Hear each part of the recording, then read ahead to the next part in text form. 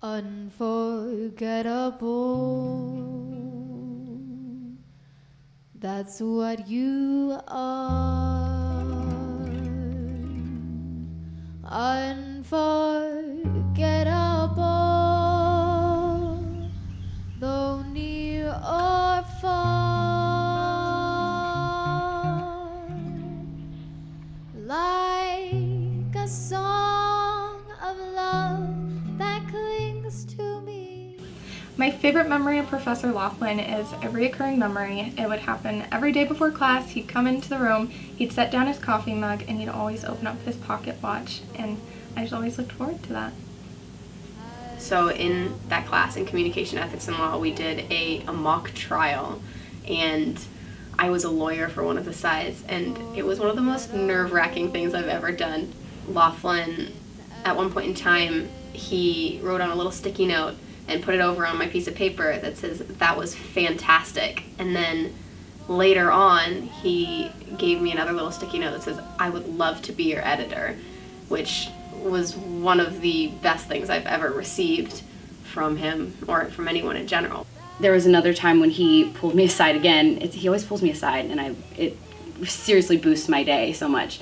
But he said that he he saw me grow from my first semester here, from being a student who was just here, to a student who was actually working towards what I want to do. It wasn't just like getting the A, but he said he saw me transform and grow into a student to someone who's actually working, and he really enjoyed seeing that, and it made my day. It made my whole semester. It was probably the biggest highlight at Park with the professor. My favorite memory with Lofflin is not appropriate, but I'm going to tell it anyway. We were in feature writing, back when it was still feature writing, and Lofflin is talking about how he's always wanted to go surfing, and this is, he just had surgery and stuff. He's got, bad hips, knees, and all that jazz. So I turned to him, I said, "Oh yeah, I can really imagine you up there with your walker, and he turned to me and he said, "Oh, you." I was like, "Oh, Lofflin, what?" They've always had an opening convocation at Park, the president's opening convocation.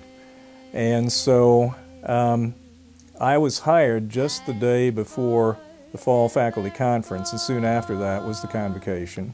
In the processional, we're in line, we're going into the chapel, and the music has started, and this is the first time that either one of us have been in front of all the students and faculty and staff, administration. So of course you want to make a good impression. And just as we're starting to walk, John says, "Did David teach you the two-step?" And I said, "What?"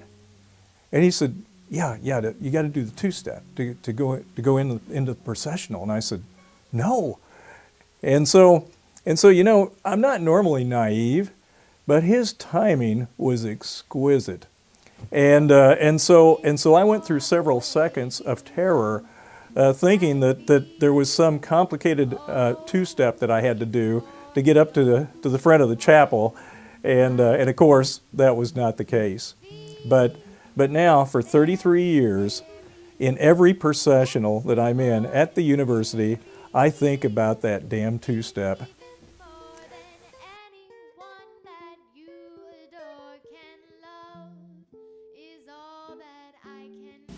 I'm a big guy on like philosophy, and I like the Greek mythology stuff, and what I'm saying, like the ancient, like Aristotle and all that. So when he introduced that to me, man, and it was like another Bible, but not the Bible, of course, you know what I'm saying, but like dude, like the stuff he taught, and like the different perspectives from all of these great names, like down in history, and how they deconstructed like what life is supposed to be, and what a lie is, and what the purpose of life is, or like the 2 W's, journalism. It really boils down, like if you read those books and comprehended it, and I'm pretty sure, if you soaked up some more knowledge that surrounded the same subject, I think you'd be A-okay in life. Lofflin has always pushed me. he made sure that he saw the skills within me and made sure that I reached my fullest potential. I honestly, at the beginning of my educational career here at Park, I knew I could write. I knew I could read. I knew I could comprehend things. For God's sakes, I go to college. But I didn't know what I could really do. And with working with Lofflin, he really pushed that limit with me and made me see that I can do things and I can write amazing things, and it was really impressive. I impressed myself because he believed in me and in what I could do and gave me those tools to succeed. Like I said, I really don't think I could have figured that out without him. I think the greatest thing that I'm going to take away from my time with John Lofflin here at Park is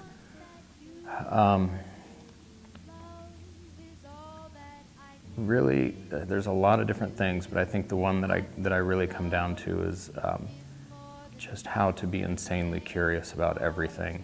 How to look at any situation, any interview or any piece that I'm writing, and sometimes it's hard to dig into those things, but I think working with him, I found that anything can just open up these worlds of possibilities, and asking good questions, and maybe more importantly than the questions that you ask, really listening to the answers. And when I started here, I certainly thought that I had a lot more of the answers than I actually do. And so it's just been, it's been a lot of fun to kind of go through these processes and break down my preconceptions and really listen to the people that I'm lucky enough to have the opportunity to carry these conversations on with. That's a gift from Lofflin, for sure. Yeah, I kind of have a unique position in the sense that I got to be mentored by John in two different ways. I was mentored as a student and then mentored as a colleague faculty member. So maybe I'll talk about as being a student. One of the lessons he gave me was one that my grandma also said too, but it was something special about the way that he said it, was to be kind to the least of us. And it's a rule I use in my professional life ever since, that the people who have the least to offer you probably have the most to offer you long term. And to be kind to those secretaries, be nice to that janitor, make those relationships, because you never know who they're gonna end up being. You know, his ability to teach no matter what he's doing. He uses every opportunity to teach everybody, whether you are a student, a colleague,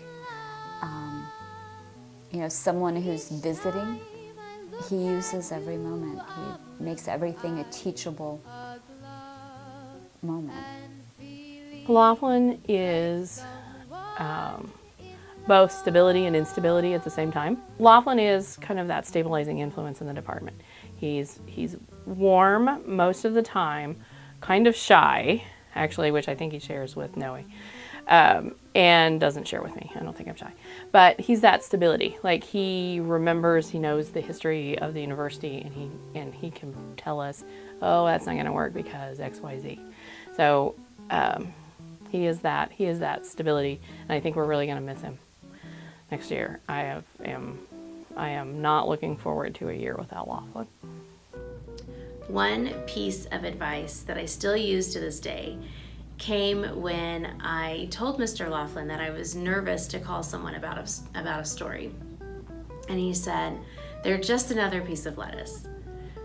So even today, if I am nervous to pick up the phone and call someone, I say to myself, often more than one time, they're just another piece of lettuce. And I pick up the phone and I make the call.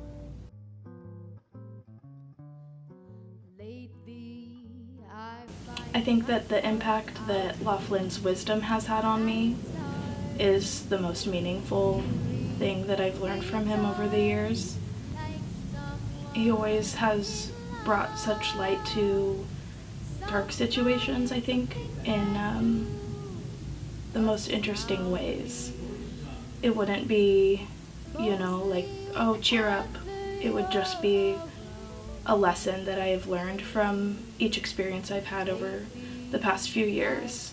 I think Lofflin is, at his core, a teacher and a storyteller, a mentor even to people who he didn't have to be a mentor for, like going out of his way to mentor people and help them out. Lofflin is that person who is very intimidating. He still intimidates me, but he's that person who he knows you can do it, so he's not going to take slack from you. You know, he's kind of that parent in the sense of, I know the work that you can deliver. Why are you trying to do anything other than great? Because I know you've got it in you. So he's definitely that person who pushes you.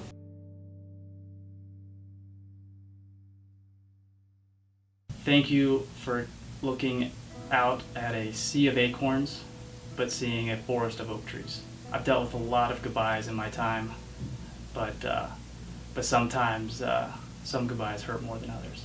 This is one of those goodbyes where you know it's going to hurt more than the regular goodbye.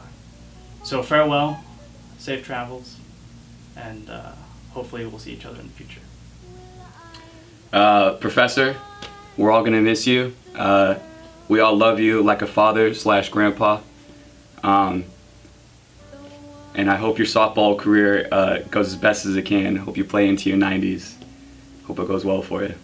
I don't know if anyone knows this, but my parents weren't going to be able to come to my senior night when I was playing volleyball at Park, and John Lofflin was there to save the day. He showed up with his blazer on, ready to walk me out. It was pretty spectacular. You always, here I go, waterworks, cue the waterworks.